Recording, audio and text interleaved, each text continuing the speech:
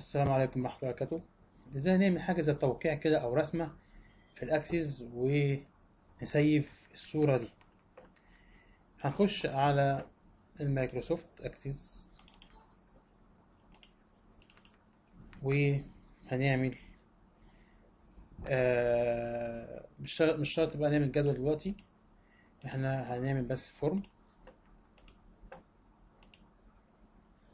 واحد كفاية، ونسيب الفورم ده فورم واحد أيا كان. وهنخش على الخاصية ديت ونخش ندور على مايكروسوفت اكسس ان بيكتشر. هي دي، شوفوا مع بعض اهي مايكروسوفت ان بيكتشر كنترول.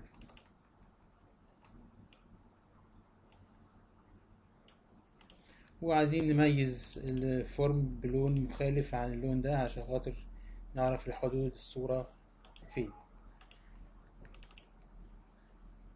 زي ما انت شايف تقعد تكتب عليها اكنك بترسم بالظبط.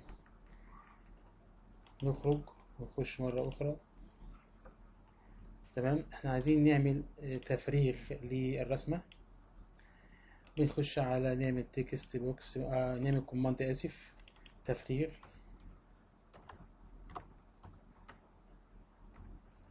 تفريغ الرسمة دي هنا هي سهلة جدا، ان احنا مش مشكلة، احنا ممكن نستخدمها ماكرو. اقفل لي فورم واحد وافتحه لي مرة اخرى. كلوز ويندوز، كلوز ويندوز وافتح لي ويندوز مرة اخرى. افتح لي ويندوز مرة اخرى. هو بس فورم بقى ايه؟ فورم 1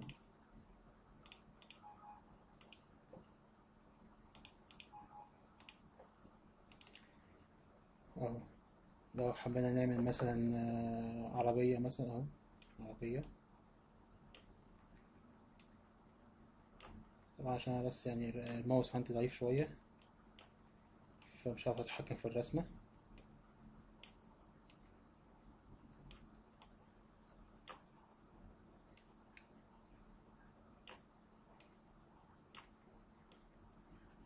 على قد يعني نيجي نفرغها هتتفرغ تمام كده. انا بقى عايز اسيب الرسمه دي في اي حته في الهارد ديسك عندي. هنستخدم الكود الحلو الجميل ده. الكود ده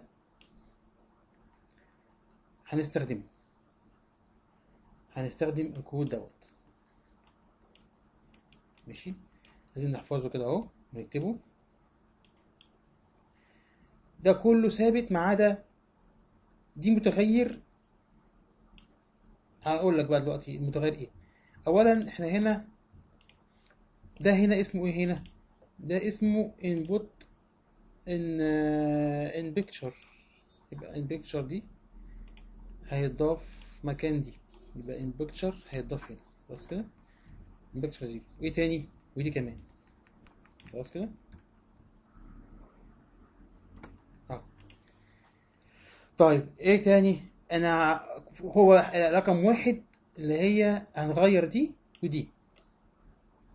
خلاص كده، دي كده اول حاجه هنغيرها في الكود. هنشوف ده اسمه ايه عندك ونجمله. عايز تعمله مثلا حرف 3 اي اعمل حرف 3 اي، 20 8 اعمل 20 8 اللي يريحك. خلاص، ادي كده اول جزء. الجزء التاني هيتسيف فين؟ دي المشكله. تعالى بقى ندور.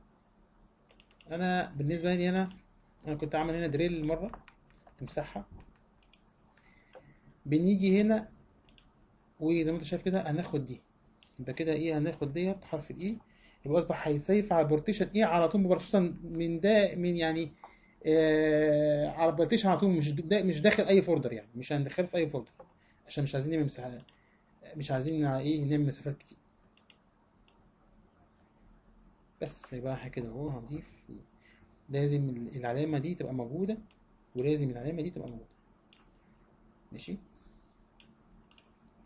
هناخد الكود ده معانا وهنضيفه هنا تسجيل او سيف، اي حاجه سيف. خلاص كده، سيف وهنسيب وهنضيف الكلام اللي هو الكود ده على الكود الصيفي. يبقى ده ديت اللي احنا غيرناه عشان احنا شفنا اسماء ايه عندنا، والعنوان غيرناه، بس ده اللي عملناه في الكود، مش اي حاجة تاني.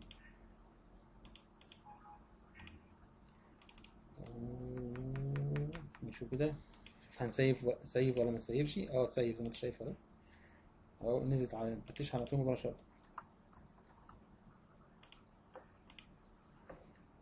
مش كده وبس، على فكرة احتمالية اللي هو نازلة ايكون. يعني ايه نازلة ايكون؟ فرغ الاول. ممكن يكون نازلة ايكون يعني ايه، هنشرح لك دلوقتي القصة.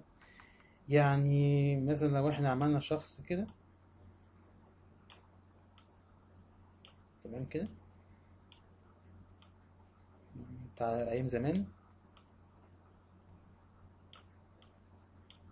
شنب اهو، ده الشنب بتاعه.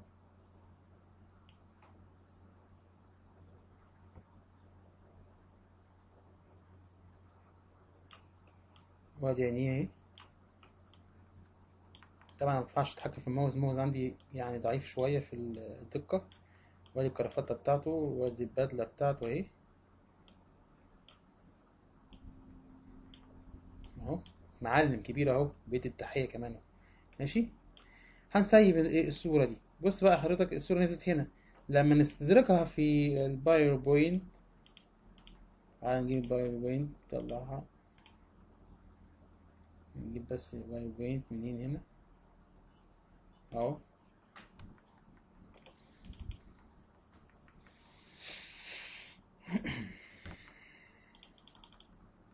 نيجي بس هنا الأول، دي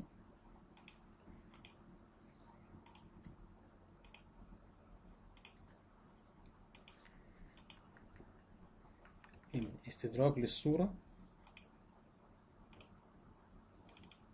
زي ما انت شايف. مع اللون الغامق مدي خلفية غامق، مع الأبيض مدي خلفية أبيض. ده اسمه أيكون، ده اسمه أيكون.